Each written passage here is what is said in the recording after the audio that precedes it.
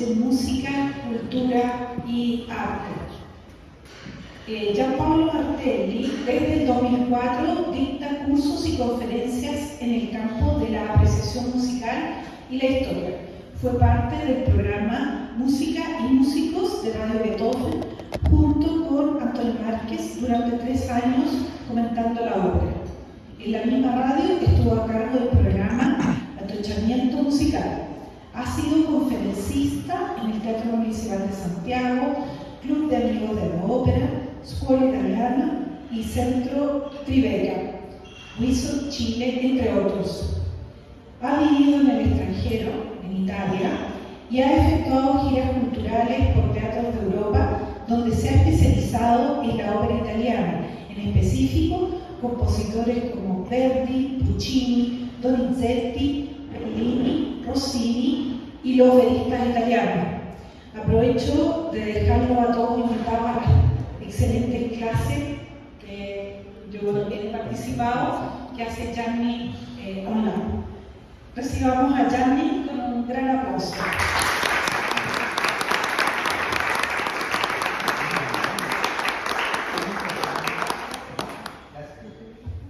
Bueno, me voy a poner acá para que podamos conversar un poco. Cuando me llamó Anna y me planteó esto, realmente lo acepté, pero feliz de estar con ustedes. Y la otra vez hicimos Verdi, ¿no? Así ya, no sé, así me pierdo. Antes de la pandemia, ¿no? En pandemia, hicimos Verdi. Bueno. Pero fue hace tiempo. Claro, yo había hecho el del 2018, el que habíamos hecho el Festival Verdi con un grupo y justamente estaba de vuelta.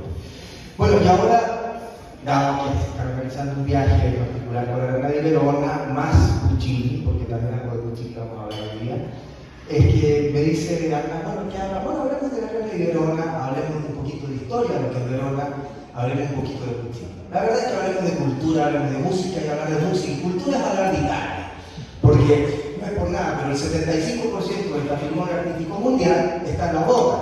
Por lo tanto, es un cuarto que se reparte en el resto del mundo. Tenemos una responsabilidad importante. Y un poquito, para remontar un poquito la historia de la Arena de Verona, hablemos de lo que es Verona. Y Verona es una ciudad de la antigüedad. Es una ciudad que se funda bajo, ni siquiera el imperio, bajo la República Romana. ¿Ya? La zona donde está Verona, que es en el Véneto, que está lo que, digamos, bajo los Dolomitas, que sería, antiguamente se llama Aquitania. Hay una ópera de Verdi que se llama Áquila, que toda la acción del prólogo y el primer acto sucede en Aquitania, donde hay una escena maravillosa, que está Áquila, y se levanta el sol con la laguna veneciana, donde está el encuentro entre Áquila con el Papa, que es León el Grande, ¿no? Es una ciudad muy antigua. Las ciudades romanas es muy interesante si visitan Italia y siguen alguna vía romana, que quizás la que mejor se conserva con esa marca es la vía Emilia, no es porque seamos emilianos de familia, pero la vía Emilia que viene desde Ravenna y va cruzando sobre los Alpes, o sea, rodeando los Alpes, digamos, hacia la zona de Lodi, después se bifurca hacia Liguria y después va hacia la antigua Mediolanum romana, que sería Milano actual, que es Lombardía. Si ustedes se fijan en la vía Emilia, van a ver que está Parma, después está Reggio Emilia, después está Modena, baja hasta Bolonia, de Parma salía hasta Piacenza, y sigue, son aproximadamente 25 kilómetros entre cada ciudad. ¿Y por qué? Porque los romanos eran muy inteligentes. 25 kilómetros es la autonomía de caminata diaria que tenía la legión romana.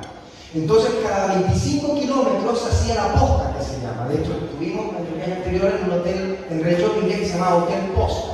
Y hacer la posta era bajarse los caballos, sacar la montura, el caballo tomaba agua, lo alimentaban y la legión comía. Y a esta velocidad de 25 kilómetros diarios que avanza la región en caminata, ellos fueron buscando asentamientos donde a la larga se produjo un comercio, se produjo una serie de cosas y se transformaron en las ciudades que hoy conocemos importantes de Italia. Y es así que Verona no escapa a eso. Tiene una ciudad hacia el norte de Verona, 25, siempre van a encontrar siempre algo 25 en cualquier dirección, porque todo el mundo es territorio romano y toda Italia estaba lleno del sistema de vías romanas, el mundo conocido, me refiero, ¿no? Tienen que entender que el mundo conocido de la época es lo que está alrededor del Mediterráneo. Ese es el mundo conocido, y los romanos, que eran inteligentes, conquistaban hasta donde sabían que debían conquistar. Y es así que en la Verona, que conocemos que era parte de la Aquitania, es que se produjo un polo de desarrollo importante, y cuando una ciudad tomaba un polo de desarrollo importante, lo primero que hacía que esa ciudad marcara la diferencia con un pueblo pequeño era los juegos. Entonces, en el año 30 después de Cristo, se construye un teatro para hacer juegos. Los teatros en óvalo, que conocemos, que está el Coloseo, hay también en Nimes, en Francia, hay otra arena que se conserva bastante bien. También, si visitan Pompeya, hay otras arenas que están semi-conservadas, unas mejores que otras, pero la arena de Verona es uno de los teatros mejor conservados romanos del mundo. Estamos hablando año 30 después de Cristo, bajo el emperador Tiberio. Ahí se construye la arena. La ciudad que es más antigua, porque fue de la República. ¿Sí? Conoce un poquito la historia romana, que es muy entretenida. Tenemos la monarquía, tenemos la república y después tenemos el imperio. La arena se construye bajo el imperio romano, en una ciudad amurallada, porque las ciudades se protegían, y la arena se construye, hoy día uno la ve en el casco histórico. La verdad, la arena estaba al borde de los muros de la ciudad de Verona. Ahí se hace este teatro espectacular, donde hay una cosa muy curiosa, de que los romanos, cuando no había agua, la importaban de la montaña, hacían los sistemas de acueducto, que era un sistema, porque son ingenieros por caída libre, el agua venía descendiendo, y si no existía la caída, la construían. Quizás un acueducto importante, se ha visitado Roma, la Agua Claudia, que se conserva extraordinariamente bien a las afueras de Roma, que es un acueducto, aunque está interrumpido, pero la cisterna que llega cerca de la estación de Termini todavía está semi-operativa. Para que no hablar de la cisterna magna en Estambul, que está operativa y sigue dando más del 40% del agua a Estambul. Estamos hablando de obras que tienen casi 2000 años y que todavía funcionan, obras de ingeniería. Bajo la arena de Verona circulaba, y todavía hay algunas lagunas, parte del ciclo que nutría la ciudad de Verona de agua. No sé si conocen el origen de la palabra spa, cuando van al spa. Salute per agua. O sea, así de antiguo es el spa. Porque no sabían que el agua era la forma de mantener higiene, la forma también de tener agua potable para poder, digamos, subsistir. De ahí que el agua, que es un excelente conductor, que está en la parte baja de la arena, provoca esta acústica maravillosa. Yo siempre, cuando la primera vez que tuve la arena de Verona, la visité como turista, no, estaba en esa época, era pleno verano, entonces, en invierno, la arena no funcionaba, el festival siempre funciona ya con clima bueno, aunque no es igual, porque siempre es normal que la arena te caiga un aguacero, justo media hora antes de la ópera, y después de eso te escuchas la ópera entre seco y mojado, porque empieza a llover y estos tipos no sé a dónde salen vendiendo impermeables y paraguas. Eso se sabe, te soluciona el problema. Pero el tema es que esto que hace esta acústica espectacular, yo me visité el teatro, que es un óvalo, estaba en una punta del óvalo y al otro lado había gente hablando a este volumen que era el centro, y escuchaba esa conversación perfectamente. O sea, eso ya. Uno dice, oye, canta sin micrófono en la arena, no puede, canta sin micrófono. Ahora, esta ciudad, que después de ser romana, se empieza a amurallar al sistema de almenas. Eso es medieval. En medioevo, la baja, la alta media empieza a amurallarse. Y la ciudad en Italia, casi en toda Italia, o sea, lo conocemos con Italia, un conjunto de ducados, principados, pequeños burgos, donde incluso peleaban entre ellos. Es impresionante cuando uno ve en la historia de la Umbria, ¿no? En la época de Francesco de Assisi, que Francisco de Asís fue a la guerra con los peruvianos, pero si Asís, en vez de Porti, Perucho un poco más grande, se agarraban en guerra entre pueblos a 20 kilómetros de distancia, eran guerra, ¿ah? Con ejércitos quizás de 500 soldados, pero iban a la guerra, entonces se protegían y se amurallaban. Y ahí que Carolina, que me contaba delante, que ella también estaba en Verona, que este sistema que tenían de compuerta, toda la ciudad estaba con un sistema de compuertas. Ante ataque se cerraban las compuertas y se protegía a la población que estaba internamente en la ciudad de Verona. Poco a poco la ciudad crece e incorpora la arena al casco histórico como la conocemos hoy. Y después de la época renacentista, Italia está dividida hasta que la época de la Unidad Italiana, que son 3 capítulos, las primeras ciudades en deshacerse temporalmente, porque después tuvieron que volver a sacarlo de los austriacos, son el lombardo Veneto. Venecia es libre y a los 4 días después, primero Milano, a los 4 días después, Venecia es libre en plena época verdiana, cuando Verdi ya era el compositor grande en Italia, ya en esa época incluso lo está viviendo en París y se entera y viaja inmediatamente a Italia, porque el Veneto y la Lombardia se habían liberado de los austríacos. Y se empieza a unificar la Italia que conocemos ahora. Y ahí es que el año de 1913, en el mes de agosto, pleno verano, han estructurado los primeros conciertos líricos en la Arena de Verona. Los primeros conciertos líricos se hacen en 1913.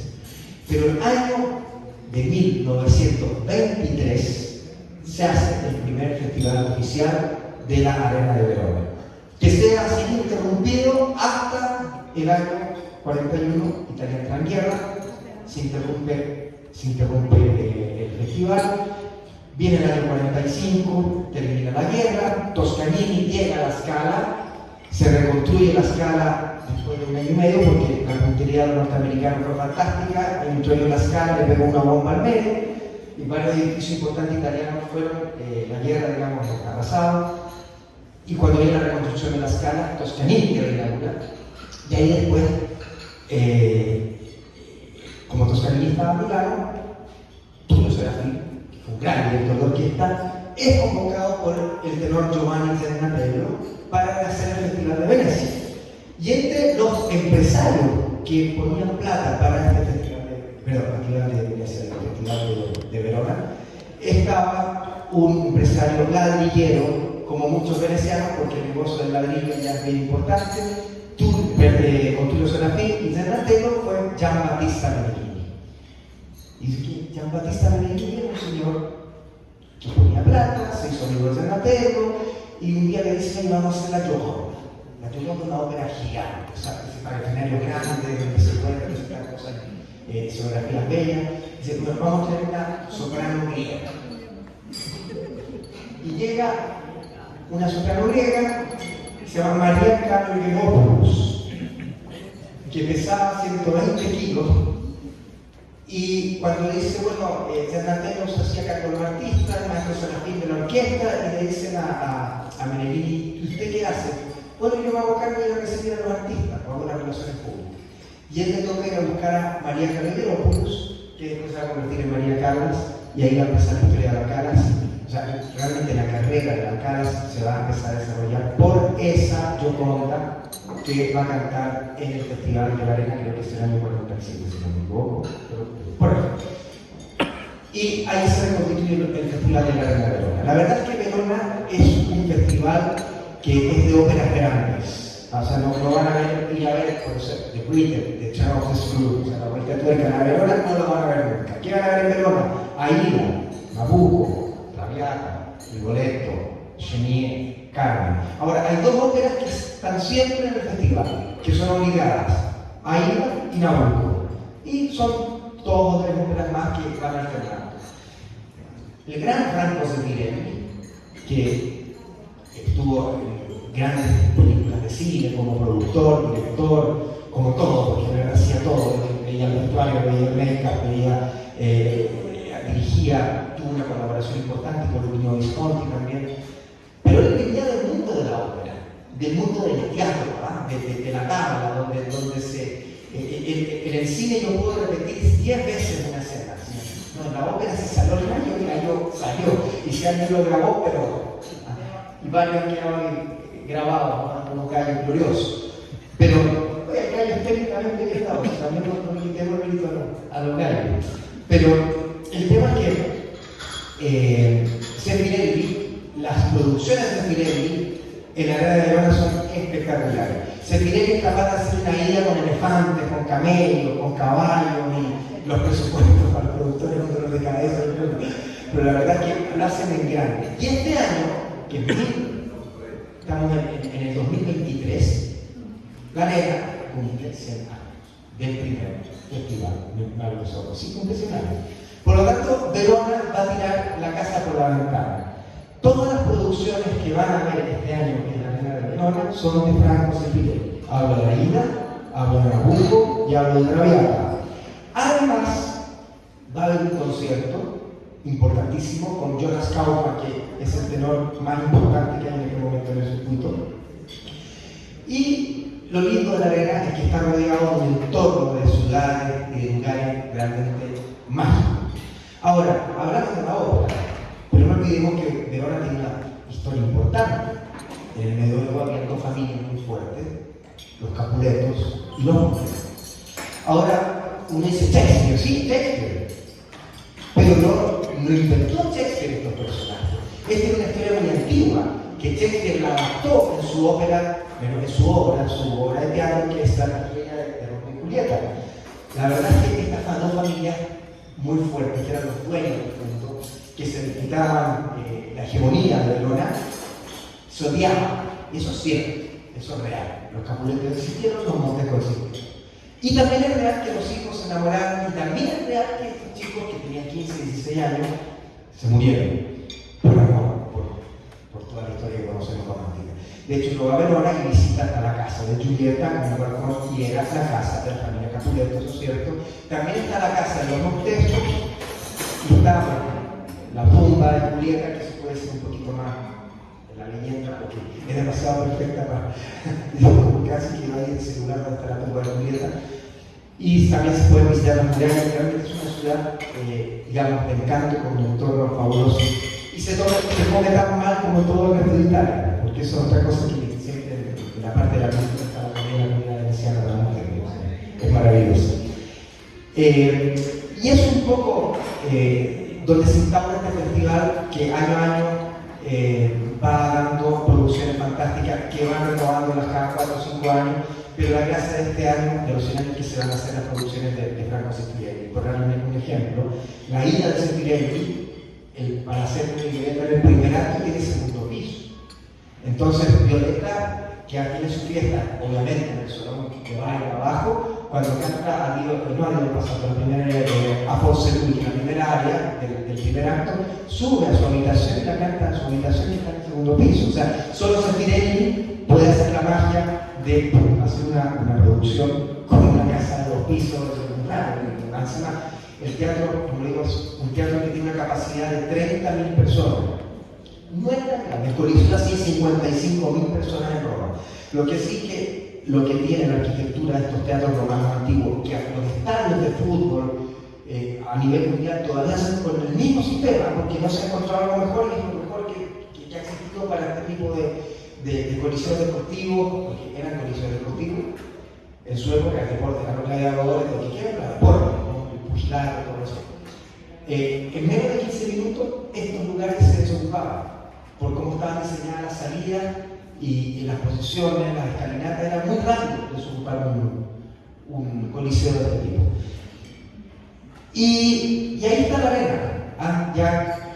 Vamos para los 2000 años. 30, estamos ya en 100 años más. La Arena va a cumplir 2000 años de edad y está tan joven como antes. Así que por eso es que se realizó este viaje ahora para ir a ver este festival, más todos los entornos del Veneto, y aprovechamos porque también por eso voy a tocar un poquito Puccini, que en la misma época se hace el festival de Puccini de Torre del Lago.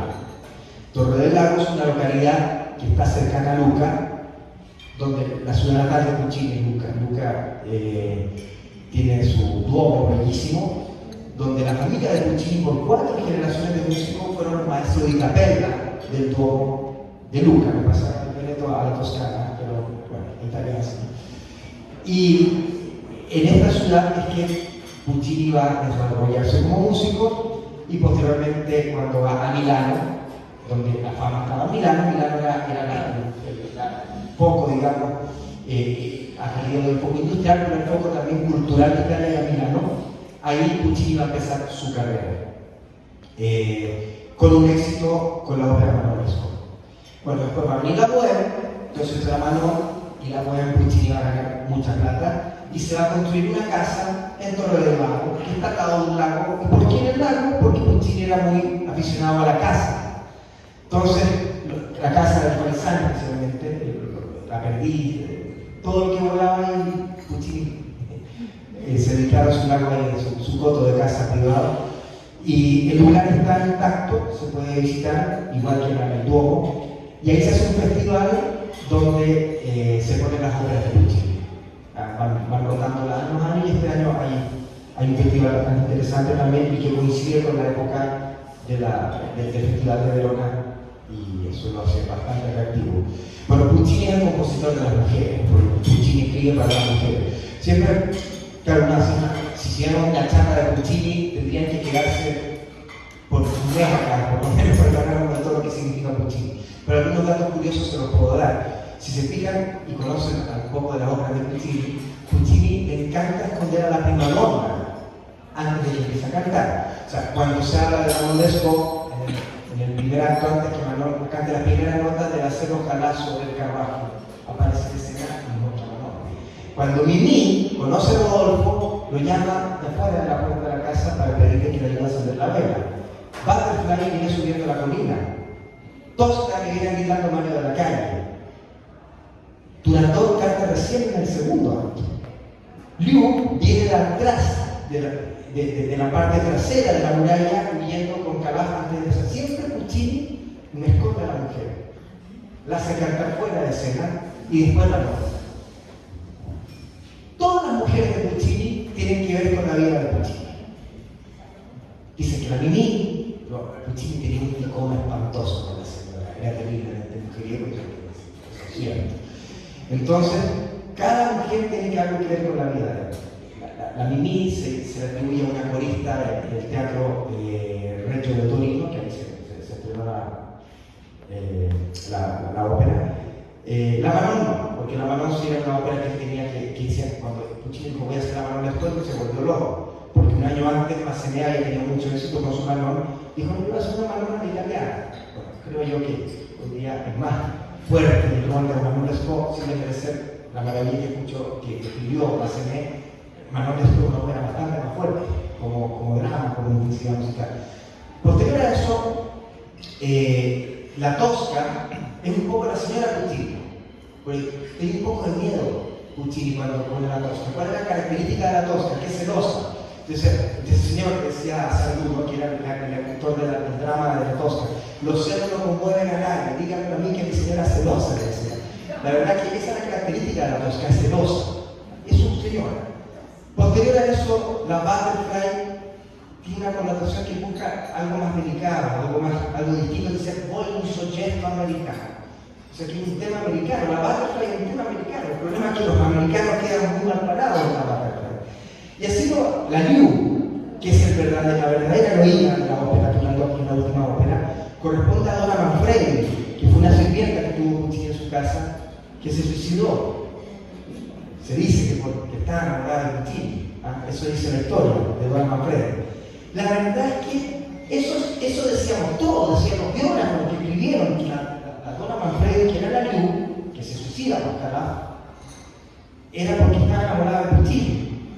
Y se supo la verdad.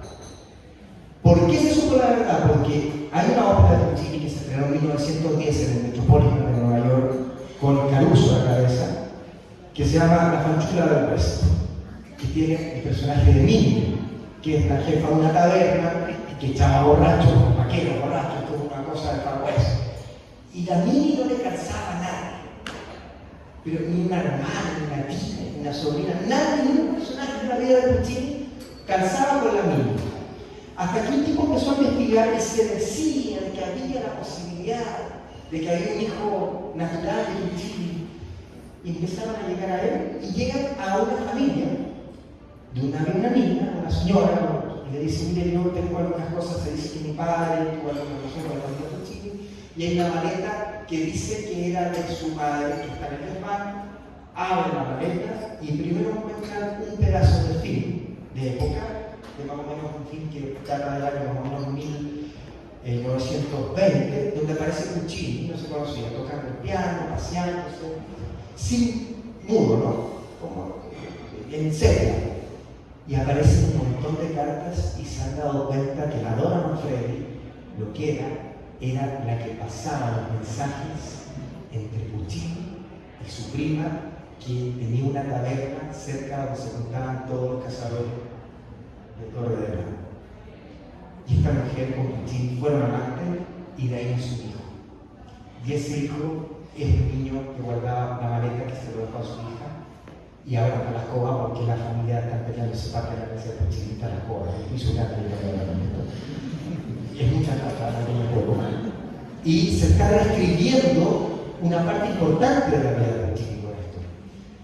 Y justamente usted se llamaba Giulietta, así se llamaba la Manfredi, que era un personaje reconocido, que era una persona que tenía esta taberna, y ahí está la niña. Y ahora entendemos, ¿por qué se suicida Dora Manfredi? Porque ella guarda el secreto, y como se la acusa de haber tenido, ella una niña de 17, 18 años, una relación con Puccini que no fue así, ella no soportó la presión efectiva de esa. Fue una cosa espantosa, un escándalo, quería linchar porque la que provocó el tema, que ya estaba celosa, que también Puccini le había dado mucho motivo, era Elvira, que era su señora.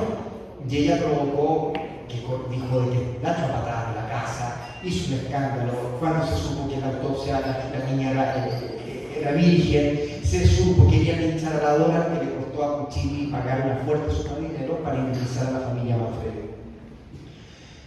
Y es de esa forma que estas mujeres que se van develando las óperas de Puccini nos dejan muy gratos recuerdos musicales. Porque Puccini, si hay una cosa que yo creo que es el compositor más grande de ópera de todo el tiempo, pero es Verdi, absolutamente. Por sobre todo Verdi. Pero si hay un compositor que escribe directo al corazón, ese es Puccini. Él tiene el lenguaje del corazón, es una cosa extraordinaria, porque claro, si uno ve la línea de conectividad de la escuela operística italiana, que son dos las escuelas operísticas, volviendo al Veneto de Verona, la escuela veneciana, estamos hablando del periodo barroco primario, y la escuela napoletana, que son las dos escuelas de ópera que se fundan en la escuela italiana, donde en Bolonia con el padre Martini. Mozart estudió en Bolonia un año y medio, a los 8 años, con el padre Martini, que le enseña contrapunto y composición. Por eso, con perdón de los alemanes, pero Mozart es un compositor de estilo absolutamente italiano, porque el padre Martini le inculca este estilo a la italiana en la ópera. Él escribe a la italiana. Además de eso, esta escuela operística italiana, que tiene una data que va desde los Salieri, desde los Paisiello, pasamos a los tres belcantistas, por sobre todo Bellini, que es el bel canto puro, Donizetti, que es un bel canto heroico, tendiente un romanticismo pleno, y posteriormente Rossini, que es la coloratura, que es la agilidad, que es el virtuosismo, pero quizá Rossini termina en sí mismo en su composición. Pero es un belcantista, y de estos tres, ¿qué más? Verdi. O sea, Verdi, más tres belcantistas, más Verdi, sale un Verdi. Y Puccini. Puccini se dice el heredero natural de Verdi, trae la carga de todas las escuelas operísticas, veneciana, napoletana, belcantista, Verdi y Giulio Ricordi, que tenía un ojo increíble, lo manda 2 años a estudiar a Bayreuth, la ópera wagneriana. Por lo tanto, también toma algo de lo wagneriano, más Puccini mismo, que la riqueza melódica, y sale Puccini, que es una mezcla perfecta, absoluta, como compositor que une el corazón con la inteligencia, la orquestación y la palabra, que elegía muy bien a su periodista. Y ese es Puccini, ¿no? este monstruo, digamos, de composición, que no es tan prolífico, ¿no? Verdi tiene 27 óperas, Rossini tenía 50, Donizetti como 40 y algo. Bellini tiene 9 óperas, 11 óperas, porque muere muy joven, a los 34 años. Puccini tiene 11 óperas, solo 11 óperas. Pero esas 11 óperas que tiene Puccini bastaron para hacer eso, digamos, una grandilocuencia en el campo de la música. Las melodías puccinianas son de lo dulce algo verás. O sea, en sus óperas que tratan los estados de ánimo quizás absolutamente. La poder se divide en el medio con dos actos alegres y dos actos tristes. Quizás juega a veces para aliviar con cierto humor en las óperas, pero siempre acaba en la tragedia. Siempre él mata, con excepción de la Mimi, la única, siempre mata a su prima donna. Por eso está la duda, siempre se dice, que si el final de Puccini de la Turandot que dejó inconclusa, yo en verdad Turandot no lo hubiese redimido. Lo hubiese dejado mal, que no se convirtiese, porque el personaje que sí se suicida, que muere por amor, es Lu. Tanto así que Toscanini, cuando estrenó la Turandot, en la Scala la primera vez, interrumpe en la muerte de Lu, deja la batuta y se dio y JK porque aquí dio el maestro, ¿no? Posteriormente se da el final que completó su discípulo Franco Alfano, como se conoce otro día la obra. Pero esta cosa pucciniana, quizás, como digo, el más grande es Verdi, pero el más pasional, el más compositor que más supo leer el corazón humano fue Giacomo Puccini. Y esto es maravilloso, mezclar los 100 años de un festival con tanta historia, de un lugar con tanta historia, más de 2000 años, y después pasarse a visitar, digamos, lugares donde nunca hay compositor ya de factura mayor. Yo siempre digo una cosa sobre Puccini. Wagner, siendo italiano o descendiente italiano, a mí me gusta mucho. Wagner es una montaña de la composición. Pero ¿qué es lo que pasa con Wagner? Tristán y Isolda, por dar un ejemplo, que es la ópera del amor absoluto, ¿no? Donde siempre Wagner va a sublimar el amor a través de la muerte. El segundo acto, que es el dueto entre Tristán y Isolda, son 50 minutos que se mueren de estar tan dejando claro que ama Isolda y Isolda Tristán. Puccini es italiano. Rodolfo y Mimì en 2 minutos y medio era muy claro cuánto se ama. Es más directo, va al grano y tiene esa capacidad de resumir, de dejar claro, y eso lo aprende de Verdi, sin haber tenido, digamos, como maestro, pero sí sabía que Verdi decía una cosa. La palabra es ética. Una palabra debía ser capaz de resumir la acción y decir el estado de ánimo. El resto es envolver al público en una fatal aburrimiento. Eso es la palabra de Verdi, y Puccini lo entiende, y es por eso que Puccini va a ser el gran sintetizador del sentimiento en la música. Bueno, no quiero aburrirlos más. Creo que la temática era amplia, traté de tocar algunos puntos que fueran interesantes, y si podría el Festival de Arena de Verona, háganlo, porque la próxima vez, para que más esto, tienen que esperarse un año más. Muchas gracias.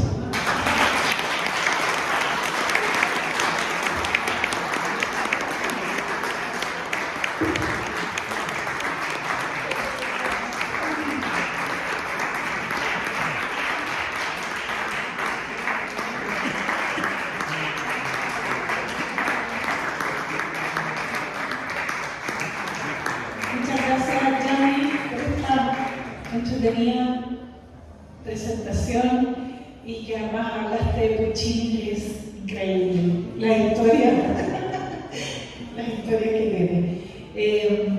Bueno, agradecemos a Gianni, y bueno, quedémonos un ratito más acá compartiendo, aquí acompañando a Gianni. ¿Les parece?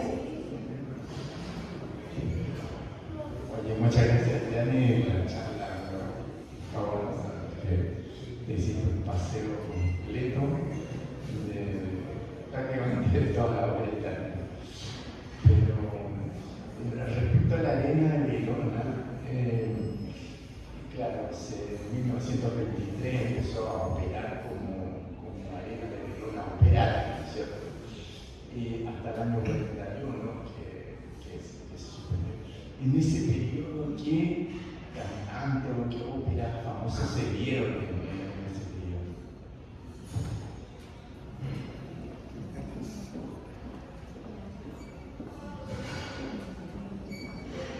A ver, antes de la guerra, los cantantes que estaban vigentes eran Gigli, Schipa, Martinelli, no, Caruso mucho más. Caruso muere el 23, 21. Caruso muere el 21, no, es de antes, ¿no? Lo que pasa es que con la guerra, por eso en Chile estuvieron estos cantantes, o en Sudamérica, la plaza para cantar en América del Sur que no estaba en guerra, o Estados Unidos. Pero el problema es que muchos habían sido, digamos, de alguna forma, habían sido cercanos a Mussolini. Entonces eso no puede ir a Estados Unidos. Pero muchos cantantes sí vinieron a Chile. De hecho, en los años 40 está acá, vino Chile a cantar acá en Chile. Ahora, primaba un repertorio bastante verista, porque eran las óperas recién compuestas, eran como los hits del momento, ¿no? Entonces, se habían compuesto hacía 20, 30 años atrás la Caballería Rusticana, un Pagliacci, una Andrea Chenier, una Elena de Courbet, o las óperas de Sandonay. Había casi todos los cartelones italianos antes de la guerra primaba fuerte el repertorio verista, más lo fuerte y fuerte, por eso era muy raro ver el canto, excepto el Licitador, el Cuchillo del Árbol o el de Rossini, no salían del barrio de Sevilla, pero los repertorios de esa época eran muy fuertes en lo que era el repertorio verista. Posterior a eso se va a ir degradando un poco más el repertorio hasta la Cala, porque la Cala es la que nos abrió, nos resucitó el canto, nos resucitó una serie de compositores que no sé, pero tengo entendido que la Bolera eran más de 100 años que no se daba. Gladys lo puede corroborar, Gladys una enciclopedia de la ópera. Ella reexhumó una ópera como esa con Benoit, la producción de Benoit, que posterior, 25 años después lo hicieron con La Caballera, el famoso escándalo de 83, ¿te acuerdas? Que casi quemaron, 82, casi quemaron el teatro porque La Caballera es famosa por cancelar funciones.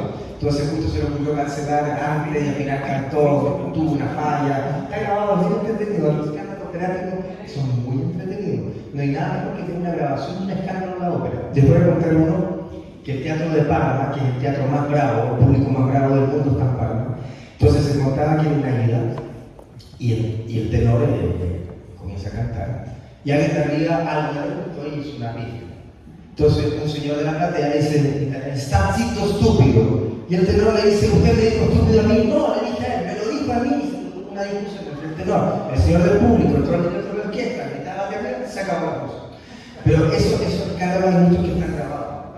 Y efectivamente, contestando tu pregunta, era casi siempre el repertorio verista y todos estos compositores que son de esa época, grandes cantantes, grandes voces. Destaco a Gilli porque la voz de Gilli era una cosa increíble, una voz maravillosa. Quizás fue un imitador de Caruso, sí, en muchas cosas. No era la misma voz de Caruso, pero todos imitaban a Caruso, pero fue un gran imitador de Caruso.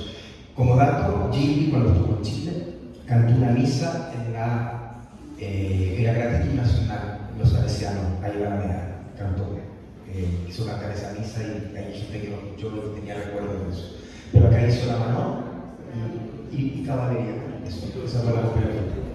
También estuvo Tito Schiavone, sí. Y también iban a donde estaba la salitrera, porque había mucha plata, y también llegaban a cantar allá muchos cantantes, en Iquique.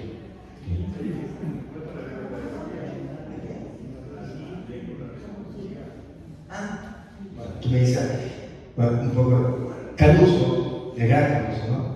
Cuando debutó en Nápoles, debutó en Caballería Rusticana. Caruso no estaba acostumbrado en ese momento a beber. Y a él la genial idea dice, ¿sabes que tomate un cortito de grapa para la garganta?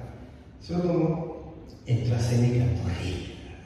Y se dieron cuenta que el cantante no estaba en su 100% desde su equilibrio. Lo protestaron. Vino la ópera al día subsiguiente y te dan un tenor que era bastante malo. Entonces uno de arriba grita, que cante un briaco. Fueron a buscar a Caruso, cantó en condiciones 100% caballería rusticana y comenzó la historia. Pero después se le pasó, porque dicen que Caruso siempre antes de entrar a la cena allá en Estados Unidos se tomaba un whisky. Y cuando escucha grabaciones uno de esa época que cantaba mucho con la Geraldine Ferrara, grababa como 3 veces distintas, tuvo la Butterfly, cambiaban los textos a veces, y en italiano cambiaron el texto y se escucha la grabación que le dice a la Geraldine, te tomaste un whisky. Y ¿cierto? En vez de decir Bimba, yo que pide María, le conté, no, me traen tu tortura. Eso. ¿Alguna otra pregunta? Parece. Nelson. ¿Por qué es que la lírica italiana ha producido grandes intérpretes, ¿no? Como Pavarotti, Corelli, Carlo, y la Ricciarelli? Pero ¿por qué no ha seguido de los grandes compositores? ¿Qué ha llevado que sea interrumpido como Puccini? No sé si la pregunta es pertinente. Yo lo voy a contestar con lo siguiente. No han habido otros Leonardos, no hay otro Leonardo, no hay otro Shakespeare, no hay otro Cervantes. Yo creo que los artes llegan a un momento en que llegan a un culmine y se agota esa maestría y cambia. Creo que desde que entró el cine en nuestras vidas, el gran arte que primó como arte absoluto fue el cine. Entonces ahí se fueron dando otras cosas. Lo que era la ópera en su época era el cine. El espectáculo del pueblo era la ópera. Entonces, con la tecnología, con cambiando las cosas, ahora eso no quita que la ópera esté muerta, se sigue dando ópera, pero como arte nueva se empezaron a acabar los compositores. De hecho, los compositores de música de cine italiano, muy buenos compositores. Tenemos Morricone, tenemos Nino Rota, podemos seguir. Quizás se fueron dando otras causas donde la música se puede desarrollar. A mí la ópera dodecafónica no me gusta, ¿no? De hecho nunca he hecho curso de eso y no lo voy a hacer porque una cosa, cuando el arte me lo tiene que explicar, yo tengo problema. O sea, me gusta apreciar la belleza y entenderlo de forma natural. Cuando ellos me explican que la raya, oye, imagínate el paisaje, no, es una raya.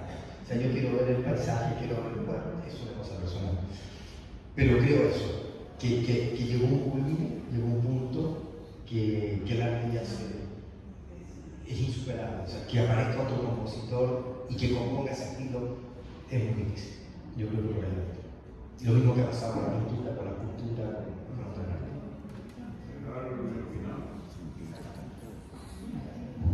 Cuando mencionaste los teatros, quería mencionar el teatro de Taormina, que también es maravilloso y tiene una acústica increíble, sí, en Sicilia, que también dice lo que tú dices, que te pones aquí y la otra persona está al otro lado y se escucha, digamos, a voz normal. Sí, se hace ópera ahí también. Mira tú, es más chiquitito, sí. Es al aire libre, sí, precioso. Muy lindo, sí. Gracias, Yanni, siempre te postre. Gracias a todos por participar.